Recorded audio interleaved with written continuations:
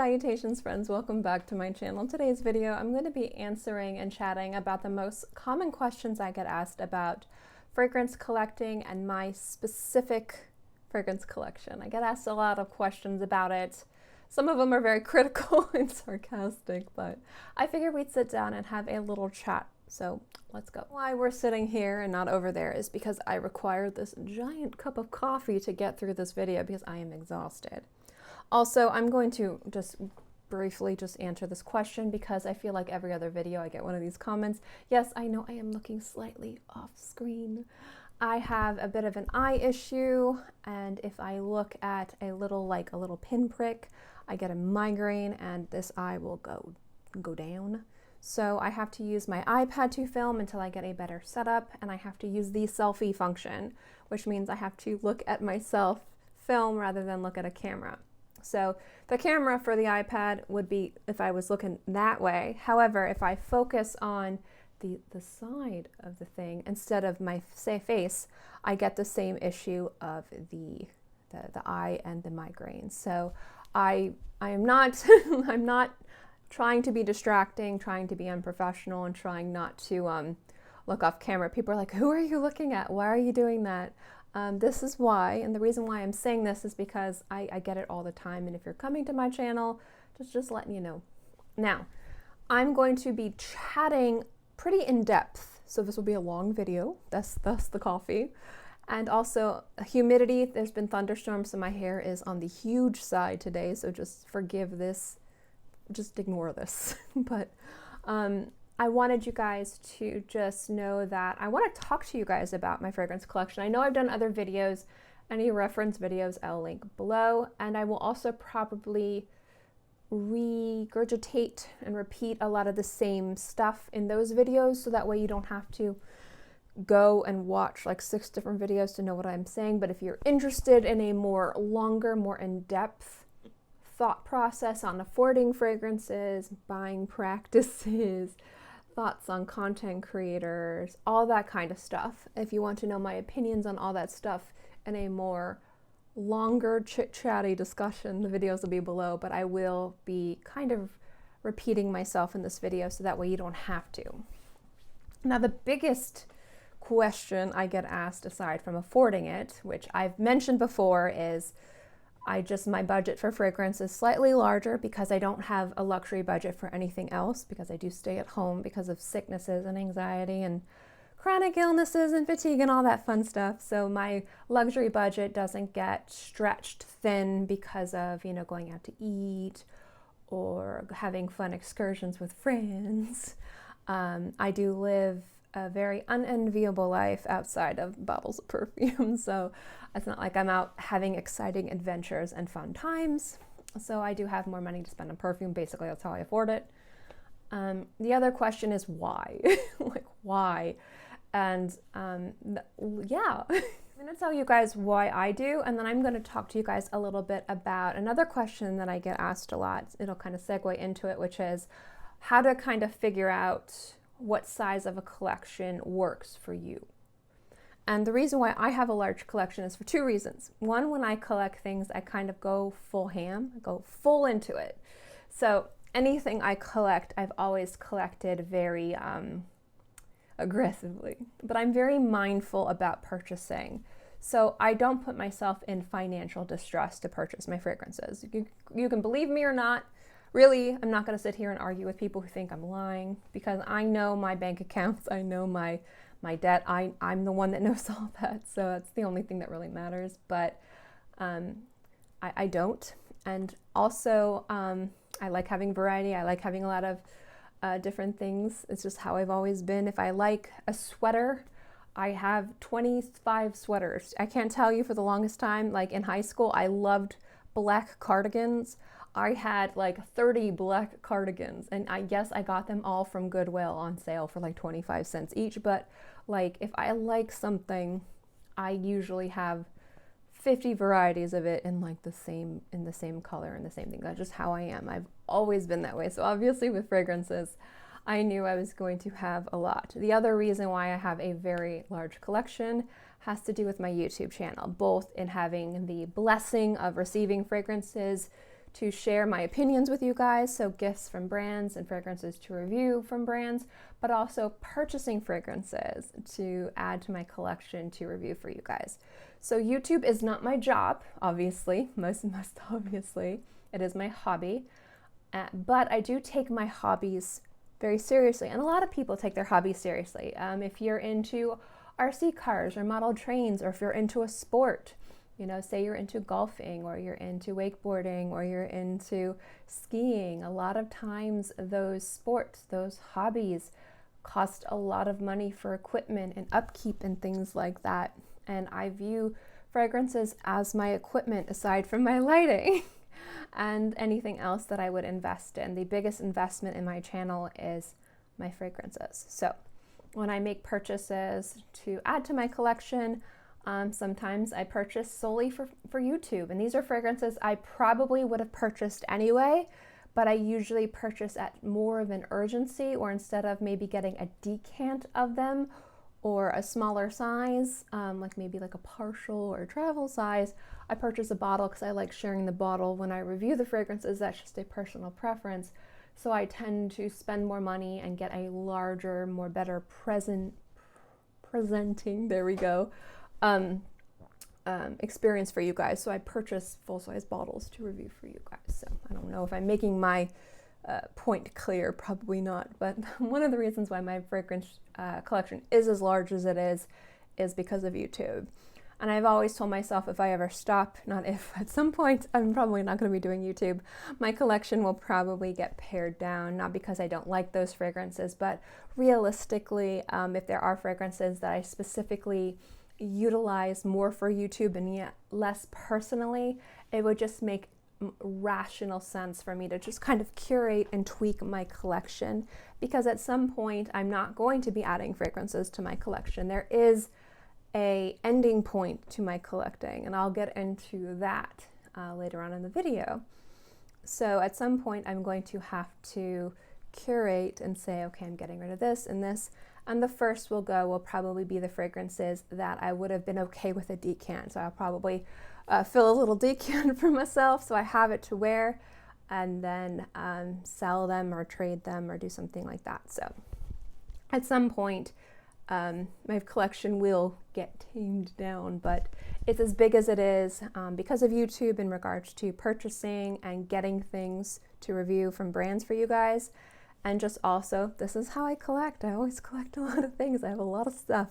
If you, again, knew how many crazy amounts of black cardigans I had, and all look the same, but they're not the same. They're not the same. Anybody out there knows it is not the same color of black. There are different shades of black out there, and I had most of the shades, not all of the shades. I think the question that I get asked personally as advice, again, is how do you decide when is enough purchasing, or when you should stop purchasing, or what is a good size for you? There we go, I can say words. And I think that the biggest thing is money. So you have to be mindful of spending money. And if I talk about spending money, I'm talking about spending extra money. I'm not telling anybody to go without food, be late on rent or your mortgage, to give up things that are necessities of life in order to afford something unnecessary. So the first thing is making sure that you're making smart, reasonable, responsible financial decisions. And again, when I'm sitting behind or in front of this, I understand that I seem like a hypocrite. I get it, that's fine.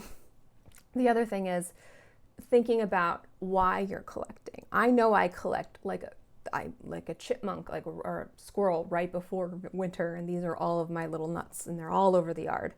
Not everybody needs to do that. Please don't collect like me unless you have the space and the money. And what I mean by that is space is important too. So I have a space in my house. This is my office. This is not an office solely for YouTube, but I have been able to utilize my office space to store my fragrances. I'm not tripping over these fragrances. My spouse who hates fragrances doesn't have to look at these fragrances. If there is an emergency, like if my house is on fire and I need to get out of my house, I'm not going to trip and fall over these fragrances to get out of the house. It is not in a way that will impact my safety. That's something you have to consider. And when people sometimes collect things, they can collect in a way that might impact their safety. And what I mean by that is if you live in a small apartment, and I know that rent and housing is crazy right now, you have to think about where you live in your space. So if you have 1,000 bottles of perfume and you live in probably a very nice, comfortable, beautiful little, 2-2 apartment, especially if you have a spouse, you might not have room for the bookcases or just the space for a large collection. I actually didn't start getting a large collection until I had the space to have it. I kind of grow into whatever space I have.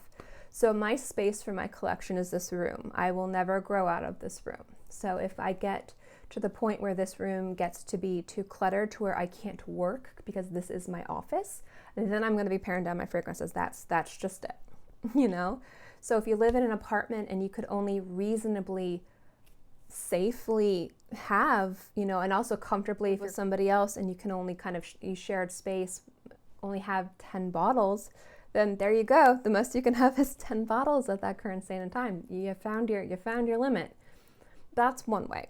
So budget's one way, then probably the major way. The other way is space, to be realistic. The other way is sensibilities, There's people out there who are minimalists, people out there who absolutely cannot handle having maybe more than 3 bottles, a daytime and nighttime and special occasion fragrance. There's people out there who will only add full bottles, masterpieces to their collection, and everything else, they won't even spend money on a decant. It has to be free samples from the brands, and that's it. That's fine. Other people out there won't spend more than $50 on a bottle of perfume because they don't care enough to invest that much money into it. They love scent and they love smelling good, but their thought is whether or not they have the money to afford it, they don't choose to afford it. So they're like, no more than $50. They could have $5 million in the bank. They could have $60 in the bank. They're like $50. That's fine too. There are people who will only collect designers. There's people that will only collect luxury niche. There's people that will only collect small indie luxury. There's so many different ways that you can collect fragrances out there. But I think that ultimately what it comes down to, the size and the quality of your collection is completely up to you, as long as you're kind of taking into consideration your surroundings, your budget, and just being realistic when it comes down to your collection. And I think a great way, again, I mentioned this before, if you're the type of person where presentation is really important to you, you like to have the full bottle experience, you like to have the boxes, gray market sites are great if you're willing to take the risk, and partials are fantastic, and swapping is great too. If you tend to like to have seasonal fragrances, you like to have spring scent, and then it's spring, you want something new for summer, but you don't want to wear the same spring scent next year, maybe look into swapping. That would be a great way too, that you could curate and add new fragrances to your collection without having the clutter of too many bottles that you don't wear too frequently. But that's my thought on that. This thing is huge. Also, I don't know if I mentioned, my blood is caffeinated. So another question I get asked is, how do I decide what to add to my collection? And this is something that a lot of people don't believe me when I say that I do have rules. There are a few houses that you will not see in my lineup. And it is not because I do not like those houses, it is because I don't have an urgency to add them to my collection. There are certain brands that you see a lot more of, and certain brands that you see just a few of. There are certain styles of perfumery and certain notes that you will see way more of, and others that you won't. There are, again, I talked about 2 ways to add to my collection. We're not going to worry about the YouTube because that doesn't matter. Deciding what to add to my collection, I'm going to assume my collection is what I would keep if I wasn't continuing YouTube. And I normally look for notes. Now I have this thing where I will overwear something and I'll get tired of it. So I tend to kind of get into these like cravings and have an urgency for maybe some like gourmand iris or some spicy wood or some bourbon vanilla or some woody aromatic that's more on the salty side. I really want this gorgeous vintage smelling chypre or something waxy, fatty, aldehydic, a gorgeous scent. You know, there's so many different ways and so many different holes in my collection. So let's look at rose. Rose is real easy because everyone, at least a lot of people, know what a rose smells like. Say I'm looking at my rose collection and I'm looking at, I have a beautiful jammy rose. I have a garden rose. I have a fresh rose. I have a masculine rose. I have a perfect natural rose. So what else would I add? Well, I haven't mentioned a Holy Grail rose, right? What about a Middle Eastern rose? What about like some effervescent, aquatic, salty rose? There's different roses I could add to that. What about an olfactive, modern take on a rose? What about oud saffron, patchouli rose? You know, I look at what I have and I look at what I need. There are some groups where I feel like I'm good. Vanilla, I'm close to good. I need 2 more. Amber, I'm close to good. I need 3 more. Iris, that's a whole other story. But rose would be, I would need a Holy Grail rose. I haven't found my Holy Grail rose yet. Rose d'Arabie from Armani Privé is one of my top 5 fragrances ever. It's a beautiful fragrance. It's wearable. It's sexy. It's just unique enough where I smell really special and feel really special while I wear it, but it's not the type of fragrance where I feel like I'm intimidating people in a negative way when I wear it, like the type of scent where people kind of question your tastes when you wear a fragrance. And that's why I like it so much. It's a beautiful blend of strong and beautiful and sexy and powerful, but also really easy to understand. And it's just so beautiful and it's so well crafted, and I just love it. But the thing is, it's not a masterpiece of a rose. I have yet to find my masterpiece of a rose fragrance. And that's a hole that has to be filled. You know, there are masterpiece rose fragrances out there, but it's not my masterpiece. So let's look at it this way. You go to a museum and you have all of these beautiful paintings by people and they're masterpieces, but they don't speak to you on a beyond personal level. That's what I'm looking for in a rose. I haven't found it yet. I found it in a vetiver. It is Chanel Sycamore Eau de Toilette. That is my Holy Grail masterpiece of a vetiver fragrance. I have yet to have that one be unseated, and I don't need it to be unseated. I'm not looking for it. That one's perfection to me. So I'm not looking to fill that seat. And when it comes to vetiver fragrances, I'm very happy with what I have. There might be a few different ways I'd like it to smell, but my vetiver collection, if I find something I love because I love it, I'll buy it. But when it comes down to filling holes in my collection, I don't need to fill vetiver holes. Those vetiver holes are stuffed. But rose, I haven't found it yet. So when I talk about filling holes in my collection, that's what I'm talking about.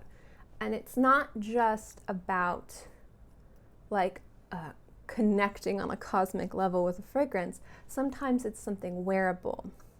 You know, maybe I want one of those more barnyardy, animalic, challenging ouds, but something that could be worn year-round where I live. Maybe that's something I'm looking for, and I have it, you know. But that could be an example, you know, maybe an iris, you know. Like, here's an example of a fragrance that I'm looking for. This is a thing that I love, and if you guys have any recommendations, let me know. I have this idea of a perfume in my head, and I have like 10 different ideas of fragrances I want to see in the world, and one of them is my idea of grandma's handbag, like left in a hot car. And so what it is it's like, you know, grandma's old lipstick. So you got that lipsticky iris, stale. And then you have like Jordan almonds. So you got these sweet almonds, but kind of a little bit more woody. But the sweet Jordan almonds with the stale lipstick and like melted like white chocolate candies. But the car and the purse are like the soft, buttery, but old leather. I want that. I want that so bad. That is a holy grail in my head. That is what I want. I want that. I will spend any amount of money for that. But it needs to smell mostly of iris and Jordan almonds with creamy white chocolate, but it has to have soft suede. It has to have soft suede. Has to. And that's what I want. And it has to lean on the warm side. It almost has to smell like melted. That is another one. We won't get into it, but that is an example of a hole in my collection that I look for when I try gourmand fragrances, when I try iris fragrances, when I try fragrances that have these notes. That is a hole in my collection, is that kind of conceptual idea of what I want out of a fragrance, is that. I want it so bad. It's like, that is like a dream fragrance of mine. Like Tiger Tiger was a dream fragrance of something that was leathery and a beautiful, biting, sharp citrus, green mandarin. You guys know I love it, with a very dirty animalic jasmine. Like the jasmine was just kind of hanging out, just, rebellious. And that fragrance a lot of people liked, and some people were like, oh, hell no. And I get it, and that's perfectly fine because I knew not everybody was going to like that fragrance, but that's what I wanted. And so kind of like with this, like that's what I mean, is like that's the hole that I'm looking for. Is holes in my collection are sometimes more than just a beautiful wearable rose fragrance like Armani Privé. Sometimes when I'm talking about like a holy grail fragrance, it's on another level. Or filling a hole could be a wearable experience too. Maybe I want an everyday green tea fragrance that has a unique spin on it, where it feels very avant-garde. Like it's woody and it's nutty and it's bitter, but you can wear it every day. Holes in my collection need to be filled, and it's the biggest way that I add and subtract to my collection. If I find a fragrance that I think is slightly better than something I already have and I don't wear the other fragrance, I will sell or swap. I will mostly swap. I do a lot of that in the background. There's people that I swap with all the time, so that's where those normally go. And that's also another reason why you'll see a lot of bigger hauls. It might be a time where I do a lot of swaps. But adding to my collection and filling holes into my collection mostly deals with specific styles of perfumery, things I'm looking for, seasons, and also comes down to opportunity, sales. So there will be sales like Mother's Day, and when it comes down to like Black Friday and like around Christmas time, are a great time to buy a lot of those high priced, overpriced to some degree, corporate luxury niche houses that I love, but maybe I think are a little too expensive to buy full retail price. So you might get 25 to 35% off. So I do that. And also there's the opportunity cost of buying from people who are swapping or decluttering their own collection. There's a variety of different ways that I choose to add to my collection, but most of the time it's really just, what am I in the mood for? Am I in the mood for spicy? Am I in the mood for aromatic? Am I in the mood for woody? Am I in the mood for floral? Am I in the mood for something sweet? Am I in the mood for something fresh? And that's how I'll proceed moving forward. Also, it could be that specific brand is pulling out of specific demographics, so I have to buy what I want unless everything's going to be really expensive, or a specific brand is discontinuing everything. So now if I want to buy it at a reasonable price before they're super expensive, I should start trying to find everything now. There's a lot of different reasons, but mostly adding to my collection, I make the decision based off of filling holes and a sense of urgency. There are some houses that I'm like, I would love to own every single fragrance of. Royal Crown, I've been very vocal about that. Love that house. House is so expensive. So a sense of urgency for me would be if I see that there is a tremendous sale on them. There's like a 30 to 50% off sale, you bet I'm gonna buy a few bottles because they're expensive. So that would be an example of me purchasing like 3 or 4 instead of 1. Or it could be like, you know, Atelier Cologne, Salutations, you know, Guerlain just deciding to discontinue everything, being unsure if Maison Lancome's discontinuing. I still don't know. I've tried reaching out to them about the line in general, heard nothing. I don't even trust them anymore. But that would be a sense of urgency. It was like, if that brand is just going kaput, I'm going to go and buy whatever I need from eBay, from Mercari, from Tracy, from any place to buy backup bottles of things that I love, because whether or not they'll be available or the price is going to go like 3 to 4 times more, I want to make sure that I have it. So that's another example of how I choose what I add to my collection, is a sense of urgency. I'm just finding sales and deals and coupons. That's generally a great way to add to your collection.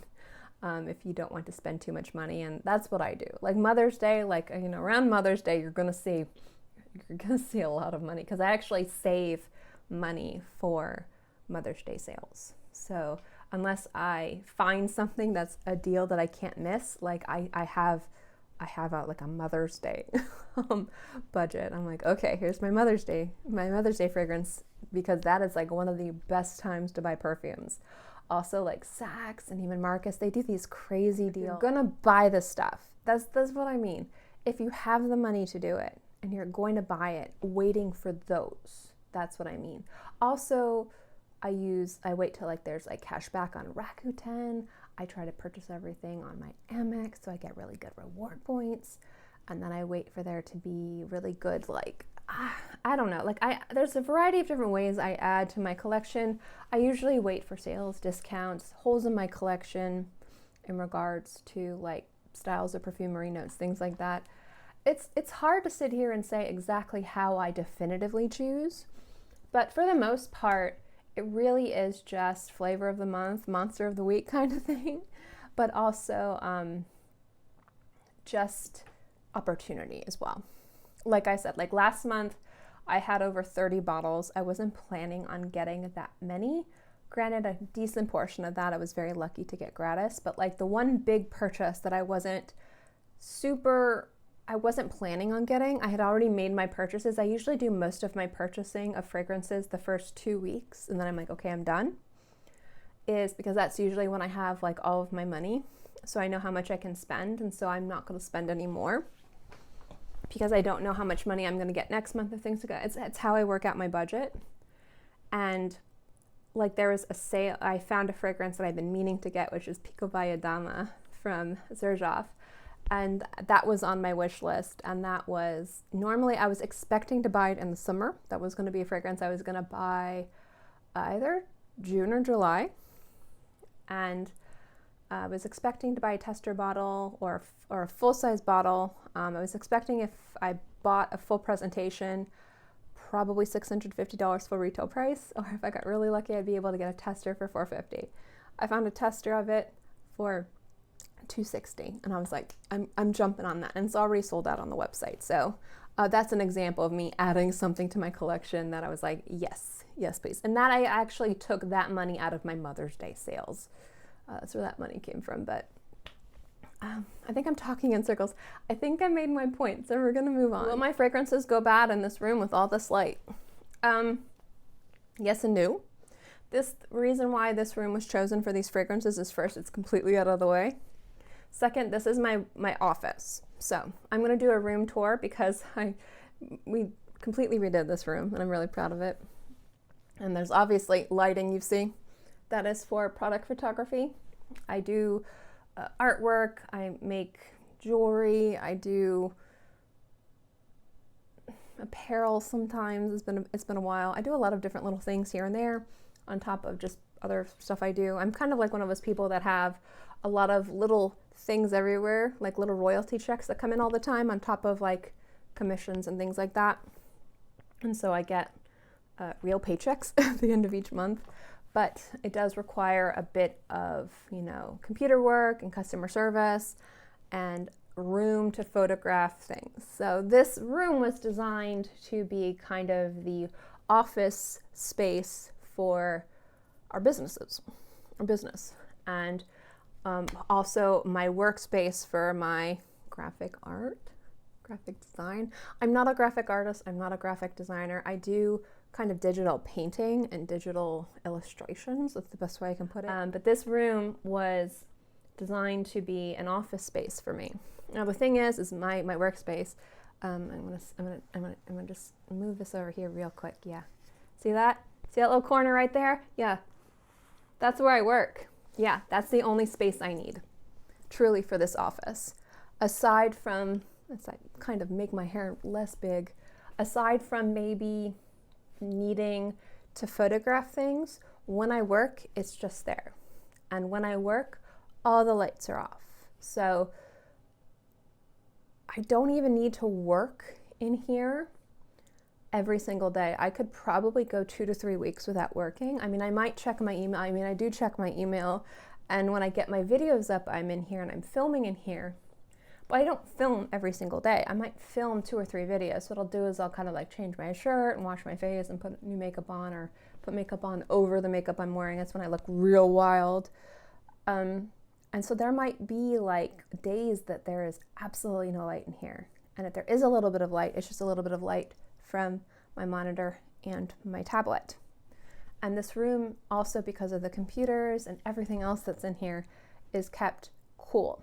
So this room is normally always dark and always cold and away from the cats. So this is actually the safest place for the fragrances. But if I'm taking photographs, obviously the lights are on. Or if I'm filming, the lights are on. So people are like, your lights are always on, your fragrances are gonna go bad. I'm like, this is actually the darkest, coldest room in the house. This is the best room for the fragrances. This is another reason why they're in here. But yeah, like the space I use to actually use is like a tiny little corner off to the side. Like this chair, this is my office chair. I just kind of move it back and forth. So where I'm looking right now, I'm looking at a mirror and another mirror right here and some equipment over here to film here. I'll show you. It's gonna look real crazy, but I'll show you. Hold on. Look, it's like a mirror. So this is kind of like, can you see? Like a mirror. And then down there, I'm doing this bad. Can you see? Anyway, lovely. That's equipment. And when I do the room tour, I will show more equipment, but that's equipment for my job. So this table is like a workspace table. So I kind of do my makeup in front of here, but the reason why this table is so long is if I need to do product photography and to set it up on a table, we have special photography equipment that we can bring in and set up on the table. We have a big space over here that if we need to set up like a big kind of more of a full life-size human being of product photography over there, we can do that. And then I'll show you up here. That's the lighting. Yeah, and that's the lighting for, and those I can move around and use anywhere. And so that means if I need to light not myself, but light facing here or here or here or here, or anywhere, I can do that. So this room is like a photography studio, and where I do art and filming. So it looks like if you walk in, the first thing you see is all these fragrances and all these lights. It looks like a YouTuber setup. And when I do the crazy, when I do the room tour, because I want to do the room tour, because a lot of people have been excited for it. A lot of people, like 5 of you, but you know, hi. I want to show you guys that, but it looks like this is a YouTuber's filming room, but it's actually for my job. But it works out great for YouTube because I can just sit, because it's a big empty room, I can just sit in front of my fragrances and film with really great lights and utilize everything that that we've invested money in for my business. And that's ultimately what we're going to be doing. But most of the time, 99% of the time, these lights are off and this room is cold. So they're safe. The fragrances are safe. I think you guys are like so worried about my scents. You're like, oh no, the poor babies. They're fine. They're good. They're protected. And I do check my fragrances too. I do try to make sure that everything looks safe and that nothing looks like it's leaking or anything like that, and everything's good. So I do recommend keeping your fragrances in boxes in a cool, dark closet. It's usually the best way. I like to have them presented like this for filming, and also just for me, I like to see them.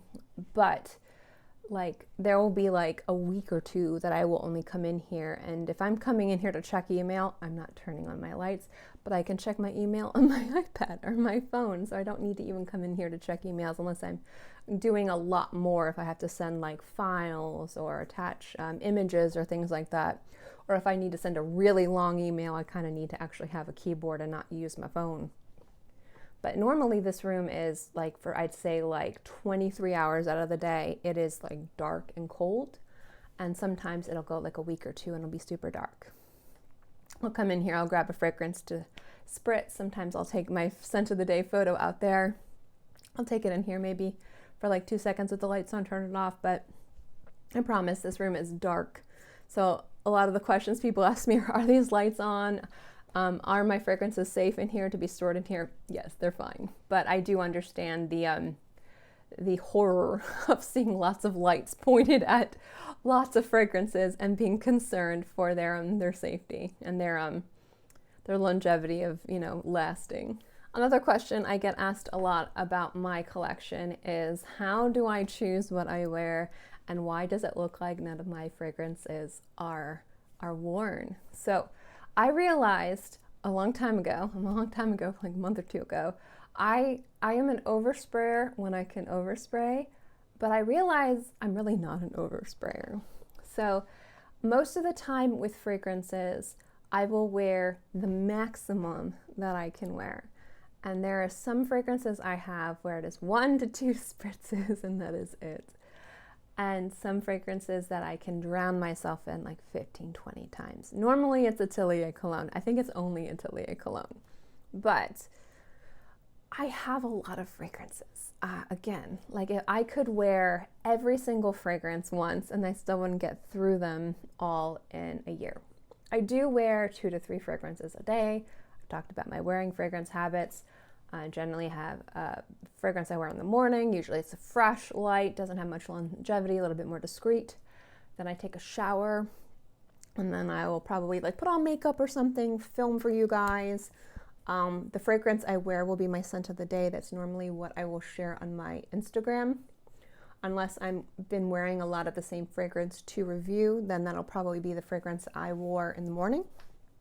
And then after I take my shower at night, I have my bedtime scent. So I do wear a lot of fragrances. I do layer fragrances too, so there's some days I might wear 4 or 5 or 6 fragrances depending.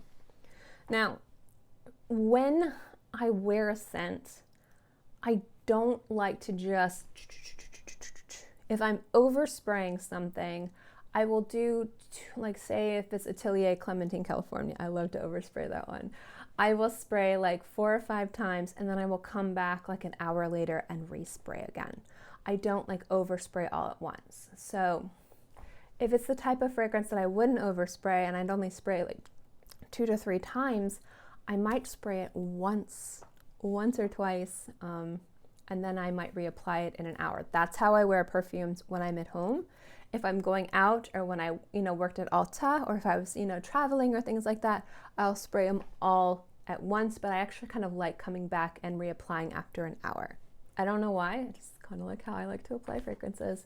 So sometimes if I just kind of forget to, I might not do that. So a fragrance that in my mind, I might spray 3 times, I might only spray once or twice. So you don't really use through fragrances a lot. So a fragrance that I might wear every single day for like a month, I might only spray 30 times. So you might see a little bit of a dent in it, especially if it's like a 100 ml bottle. And so you might see a little tiny bit of a dent in it. So I do wear a lot of my scents, and it doesn't look like it. And then there's some scents that I love that are very heavy, very rich, that you cannot wear more than like a half a spritz. I'm like, okay, half a spritz. And then I'm like, I know you're not supposed to go like this. And I don't know I know that there's like a debate on it. I go like this, I'm like, and then that's it. And that's my half a spritz, and that's my spray. Like Cashmere Mood from Maison Francis Kurkdjian, that one. I oversprayed that one once. I think I got a little excited because it was really cold down south. And I was like, I'm going to drench myself in this. And it was 6 times. And I wanted to just jump into the canal, jump into the river. It was so heavy. But that's something too, is that I'm very mindful. And I've kind of learned that I am mindful. I thought I was this crazy overspray. No, I'm not. I'm not. I am with fragrances that I can overspray, but I'm not a crazy oversprayer. So I do actually wear a lot of my fragrances. It doesn't look like it because I might only spray once or twice for certain scents. And especially if I'm reviewing a fragrance. If I'm reviewing a fragrance, I'm going to be very mindful about the other scents that I'm wearing. So if I'm, say, reviewing a fragrance, my morning scent, even if it's a fresh scent that's very discreet, that tends to disappear on the skin, I'm going to be more mindful about not spraying too much of, because I don't want it to linger on my skin and get in the way, or I might not even wear it at all if I'm reviewing something. So I do wear through a lot of my fragrances. It's just I have enough to where it doesn't look like I do, and I also have a tendency to actually underspray, I think. I think I'm not an oversprayer. I think I'm an undersprayer. I think it depends on the fragrance, but I do wear a lot of my scents. I found that I tend to overspray, and I think this is completely normal, more fresh, linear, minimalistic scents. I do wear my scents. I know people don't believe me, but again, I get asked a lot is, do I sell decants? Yes, but no. I don't have a site where I sell decants. I don't advertise that I sell decants, but I do, if people reach out and they want decants of something, I do sell them. I basically sell them at cost, plus the cost of an atomizer and shipping. But I sell them at cost of what full retail price is, or if they're discontinued, the current price of what the fragrance is going. So obviously, some fragrances that are harder to find or discontinued, those would be more money. I actually don't really like selling decants, but I do it because I know that there are some fragrances I have that are harder to find, and there are some fragrances I have that are way expensive, and I would like people to be able to try them. But that is how I sell decants. I will not sell or swap Iris Ganache. I will not sell or swap Chanel Sycamore, and I will not sell or swap Tempeh Masate. Those are the three. Those are the three that no, they're not available. And I actually had somebody get very mad at me because I refused to even send them 2 mil of Sycamore, and then I felt really bad because I'm really bad at words, and I was like, I'm very careful. I don't trust people like selling bottles out there of certain fragrances that are very hyped and very loved. I'm very mindful of counterfeits, and I felt like they thought I was judging their integrity, and I wasn't. And I felt so bad because I was like, it's one of my like foot in mouth moments. I'm really good at that, like just shoving my foot in my mouth. But they thought I was calling into question their integrity, when I was like, I don't trust other people with purchasing things. I definitely think that you're able to, judge for yourself. I just myself am very careful. This is my holy grail fragrance. I don't have a backup bottle of it. This fragrance is amazing. I can't be without it. So until I have a backup, I'm not selling it. Even 2 or 3 mil. Again, Iris Ganache is another one, and Tempeh Masate. I'm still searching for a backup bottle of Tempeh Masate. If anybody has one, let me know. I might be interested in purchasing it. But those are the 3. But I do sell decants of my collection. Again, I do them at cost with the price of the atomizer included. And again, also only within the continental United States. I don't do it internationally. I know a lot of other people in the community sell decants. I would tell you, don't purchase from me unless you cannot find it anywhere else, because there are so many other websites that do splitting and decants and travel. Like, it is so much better to do it there than through me. But if I have something that you can't find, you can always reach out and ask me. Most of the time, the answer will be yes, and I will let you know how much it'll be. I do that more as a, service, but I don't like say, hey. And it's also, again, like the cost of what it would be. So if it was like a 100 ml bottle and the fragrance it cost $100 and the atomizer was $2 and you wanted 5 ml, it would be $7.50. That's how much it would cost, to kind of give you an idea. But if it's like $1,000 bottle, or if it's something, yeah, it just depends. But I do get a lot of people asking, and I do. Do I swap bottles? That's another question I get asked. Will I swap? Yes, the same question. I will swap. I will not swap those three. I will not swap Chanel Sycamore. I will not swap Iris Ganache. And I will not swap Tempeh Passate. Any other fragrance in my collection, I'm more than likely and usually more than happy to swap. If it's a newer fragrance I added to my collection, so if you guys see me just added to my haul, let's say within the last 6 months, I probably am not open to swap it. But for the most part, yes, I'm open to swapping. And I'm open to swapping if you see an expensive bottle of something you like and you have some lesser expensive that equal it. I have no issue with, if you have like 5 designers that say equal like $300 and you want like a $300 luxury bottle. I don't care if it's one way or the other. I am also open to swapping. Don't hesitate to ask. One thing I do ask though is if anybody reaches out to me for decants and samples, please understand that when it comes down to contacting me on my email, BeautyMeowReviews@gmail.com, it can take me up to 2 weeks to respond. I get a lot of what I call like bots asking me to review things. So if you have any type of channel that reviews things, you will get like bots asking you to review like makeup organizers and gel nail polish, and it is literally feels like spam. Like I get, like it's in my spam folder, I get so many of them, and it is just an algorithm. It is just like a computer program that goes through and they probably find like thousands of YouTube review and then like looks for email and then sends it out.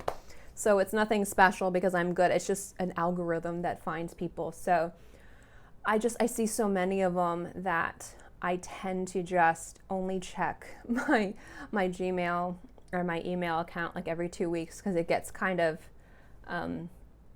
annoying to have to go through it so much. So I tend to just say, okay, today I'm going to spend an hour and I'm going to go through everything. And it's like every 2 weeks that I have the energy to do it. The reason why I'm saying this is somebody actually got really mad at me because I didn't respond to them. It was like over a week. And I felt really bad about it. But then they told me to shove perfume samples up my butt. And I thought that was kind of clever and funny. Also uncalled for, but whatever. But I also felt bad because I know if people are reaching out and emailing me, just expect, if you are interested in swapping or samples or decants or anything like that, expect at least up to 2 weeks. I try to respond. And again, it's not because I'm so popular and so many people are reaching out. It's literally just like algorithms that are sending like these to everybody, and they just blanket anybody that has review and email and YouTube. They just get tons of it. Tons and tons and tons and tons of it. It's not that it's not legitimate. It's just, again, it's bots. If I told you the things that I got sent to review, I think the weirdest thing that somebody asked me to review via, and this is how I know that it's a computer program and not a person. It was a crotch whitening cream. They wanted me to review it on YouTube.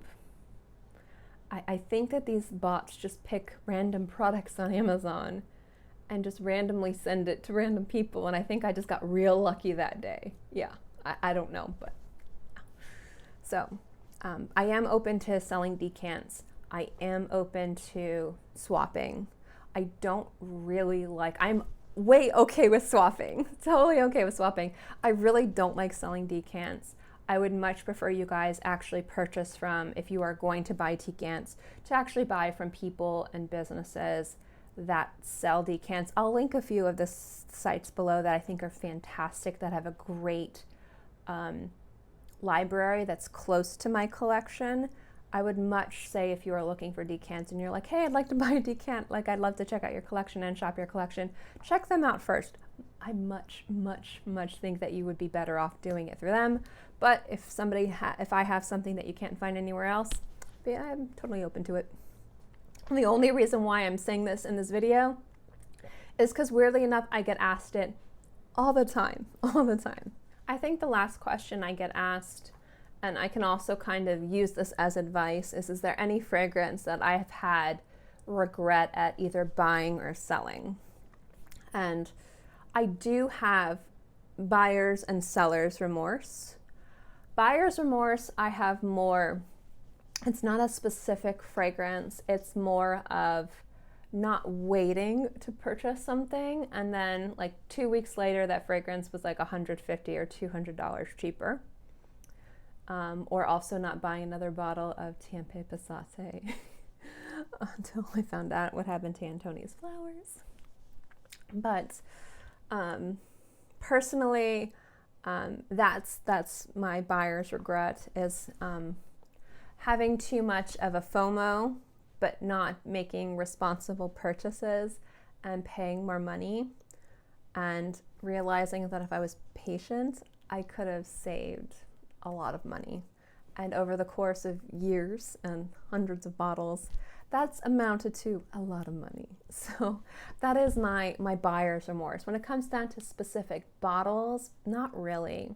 The bottles in my collection I don't like as much are actually the bottles in my collection that I haven't spent a lot of money on, and specifically are fragrances that I do wear, like Signorina from Salvatore Ferragamo.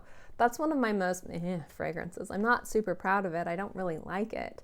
It smells nice on my skin, and it's one of the fragrances I wear if I'm like going to the doctor's office. I'll do one spritz.